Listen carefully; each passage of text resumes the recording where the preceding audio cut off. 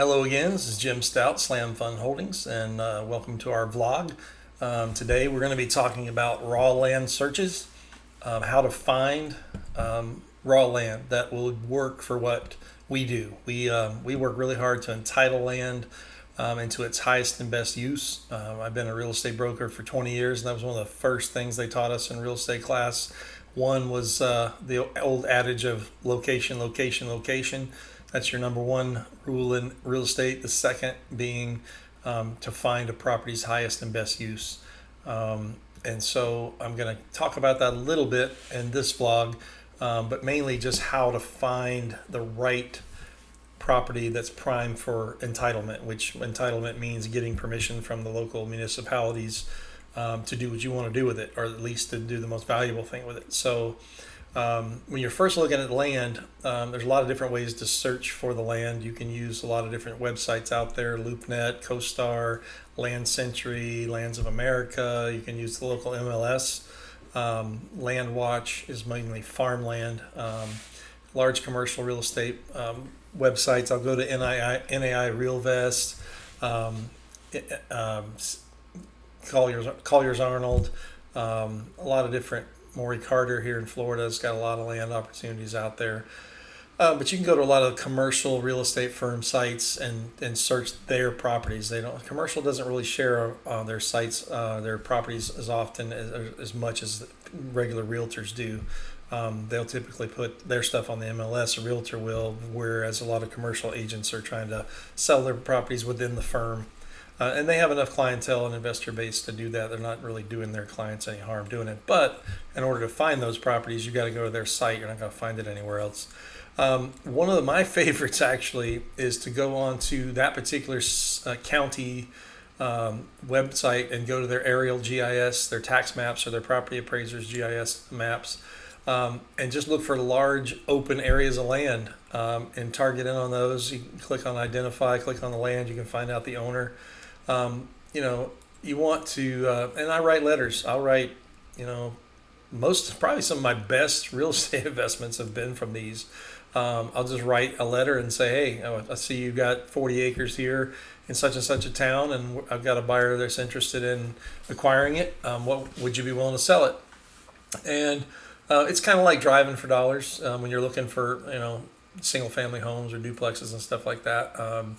It's just doing it through aerial stuff and finding the properties. And I've mailed letters across the world to people that own in other countries and gotten responses. I bought a lakefront home from a guy who lived in England one time, bought it in Central Florida.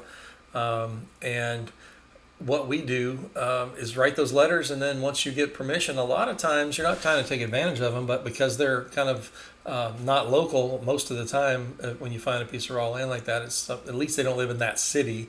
But I've just bought a huge property that made us a ton of money from a lady that owned up in Georgia. She lived up in Georgia and was retired up there and really kind of forgot about her land out here. And she's like, oh yeah, I need to sell that. So we acquired it for $1.8 million and we got it entitled. We are taking it through the development process, but we've got it under contract for $11 million. So she made great money on it and we made even more money on it. So what I like about the land entitlement, and we definitely do multifamily, and we're into the mobile home parks right now pretty aggressively as well. And that, there's passive income. Land doesn't have passive income unless you happen to buy a citrus grove, and until you get it entitled, you get to keep selling the citrus or whatever, or pecans or wherever state you're in. But you don't have that passive income, but you can typically get it entitled within a year. Sometimes it'll take up to 2 years, but you're turning like a 70 to 150% profit if we're doing it right. So a lot higher reward, but there is a higher risk. You could get in there, and for some reason, the wrong person that has the right contacts stops you from doing what you want to do with it. It can happen, but that's part of your due diligence process, which I'll probably cover that more in the next video. But there are some things up front you want to do in your due diligence. You want to make sure you have the right soils. You also want to check with the local school board in that county, in that area, to make sure they have enough schools. Because there's a lot of developers I've seen that get in and think they've got the ideal property and then find out that there's not enough room in the school and they don't plan on building another school for a few years. and so they're out of luck. They got to just sit on the property and wait to be able to get the concurrency. We had that in one situation we had, but we were fortunate that they let us prepay the impact fees and approve the site. So we put out about $250,000, and we just passed that on to the seller on the lots. We took raw land and turned it into 60 lots, and they got a $4,000 credit back on the lots, roughly. So we just factored it back into the price and got our money back.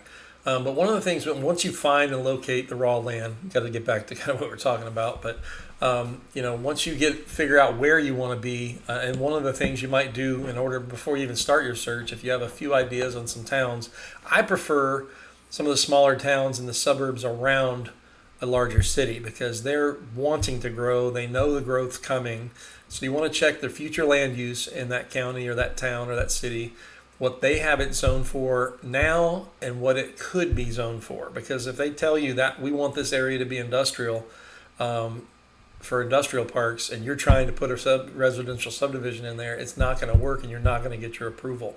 So you need to talk to the local municipalities, whether it's the town clerk or the zoning department or zoning and planning, and find out what they want and where they want it. They may say, you know what, we don't want that there, but we really want residential growth over here. Then you go search over there. Or they might not have the sewer or water capacity where you want to put it, but they do have it on the east side of town. You want to build on the north end of town. So, know where they want you to be, and you got a lot better chance of getting the approvals on the zoning because they kind of steered you where they want it to happen anyway. So a couple little things you're going to want to check for. Soil is one of them. You want to probably spend the money up front and your due diligence on making sure that soil is going to saturate you, because you might get into an area that's not got proper soil for drainage and you can't get the retention you need, so you end up wasting a lot of land. So you might buy 50 acres and 20 of it is unusable because the soils just aren't going to work for what you need to do. You've got to have runoff and you've got to be able to control it in stormwater, and your engineers will help you with that. So and utility capacity, you want to make sure they have what you need. Now we had an opportunity with one of our subdivisions, actually turned into two subdivisions, a small town that had a well, had a fire department. About half the town had its fire hydrants out, but they were missing a lot of that. But when we were going into our due diligence process, they said, look, you're going to have to put in sprinkler systems in the homes, and every single home, because we don't have 1,000 psi on our fire system. It doesn't have enough pressure. So they were just getting into having potable water as well. They were getting all that approved. And with that, they typically, if you're going to have potable water, a city or town has to have 2 wells in case there's a backup. And you need that for the fire department as well. So we approached them. We put up about $350,000, almost $400,000, but about $350,000 to help them put in a second well. And the town council voted to reimburse us that in the form of credits towards impact fees in the future on those 2 subdivisions. So, don't always take no as an answer. If you've got the capital you need, which we do, and what we're looking to do in our crowdfunding projects, we will make sure we have enough funding in there for these kind of things as well, because that now enabled us on the second project to put in our own sewer system, and we were able to, instead of get half-acre lots in that area, which that's the only thing any developer was able to get in this town was half-acre lots. The zoning was there if you had sewer and water. We helped them get the water in place and then put in a private sewer system for $1.1 million. But instead of getting half-acre lots, we were able to get 5,000 square foot lots. So we got almost 4 times as many lots and easily got our $1.1 million back. So again, this is supposed to be about raw land searches, but I'm just trying to give you a heads up on it's part of the process. Just don't go out and buy a cow pasture because it's got pretty green grass and a couple of nice oak trees in the middle of it. You want to know it will work for what you want to sell it for. This isn't a buy and hold typically. You can, but usually it's a generational thing. If you're just going to buy up a bunch of land out in the middle of nowhere and give it to your grandkids and hope that growth catches up to it, it's probably a good investment too, but we're looking for stuff we can turn quickly. One of the best that I've found in the smaller towns people to deal with is the town clerk. They know everything. You got to go through planning and zoning, But the town clerk is the one that talks to all the council members, talks to planning and zoning, talks to the mayor, talks to the people in the town that know who's wanting to sell properties and stuff. So it's usually a really good asset to get in and just become friends with the town clerk and find out what you can do to help the town. Because that's his job, is to make sure the town succeeds, his or her job succeeds and is profitable. So they don't mind typically seeing a developer come in and add a lot of homes, because that adds to their tax base and their utility base, and helps them to make money. So if you work it properly and are sincere, you want to help the town because it's going to help the value of what you're trying to sell as an end product. But there's some other pitfalls that can come into play, but utilities is one, but that can be fixed if you have money and you have a municipality that's willing to work with you to help them, which we've done. But there's a lot of endangered species issues. Endangered species in Florida that we typically run into. I mean, sometimes it can be eagles and things like that. And that's a tough one to get around. But you want to find these things out during your due diligence period. But tortoises are huge in Florida, as far as, and there's scrub jays, which is a bird, skinks, which is a type of a lizard.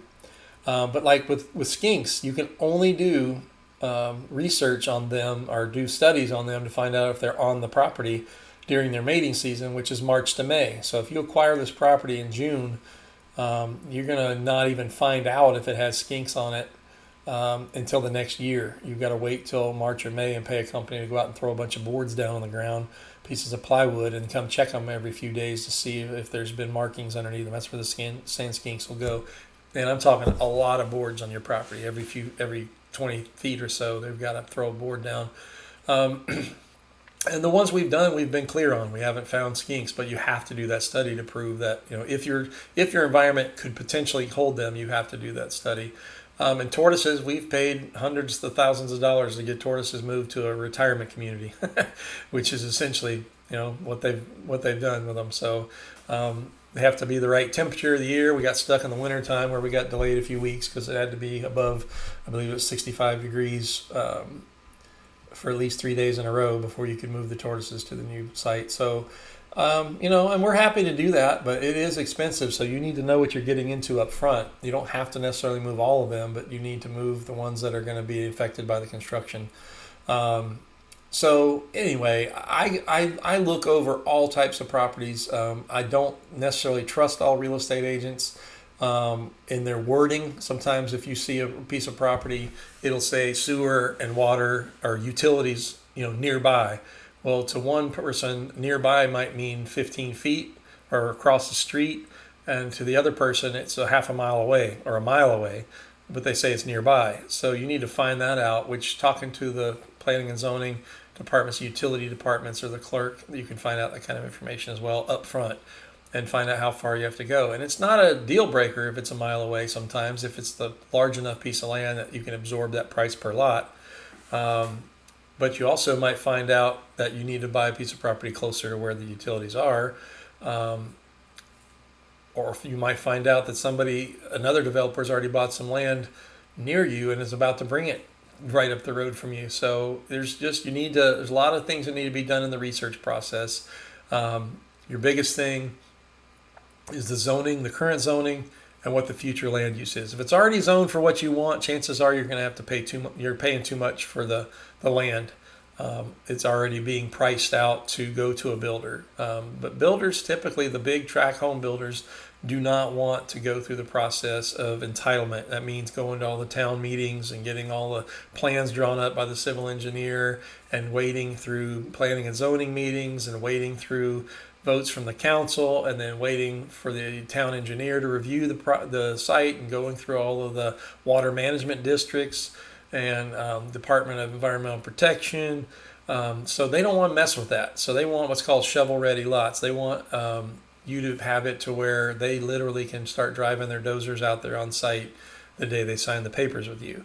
So that's what we do, Slam Fun. I've been doing this a long time. I've done it in North Carolina, I've done it in Georgia, and I do it in Florida all day long. So if you have a project that you're looking into and you have any questions, you feel free to reach out to me. I would be more than happy to look at the property with you. We might even be willing to partner with you on something. That's what we do. Slam Fund is we pool monies together and buy properties together. So We're open to joint ventures. We're open to crowdfunding it with you, helping you get some investors to invest in it. But our biggest thing, like I said, if you write those letters to people, it's very profitable because they don't always know what's going on in the area. If a market's really hot, sometimes you can get a really good deal through that. Check out some of the different sites out there. If it's a really good potential property, it's going to go quickly. So you do want to be able to have the funds in place to put down a $100,000 deposit to tie it up and get some due diligence started on it.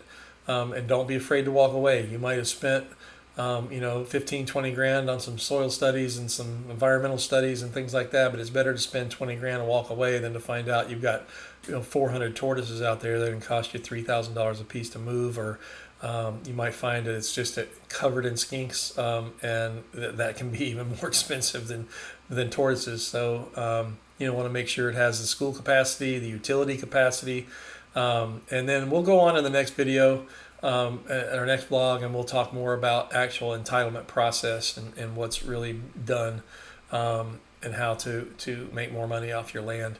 But I hope this has been a little bit helpful, just to give you some of the things to look for when you're looking for a piece of land.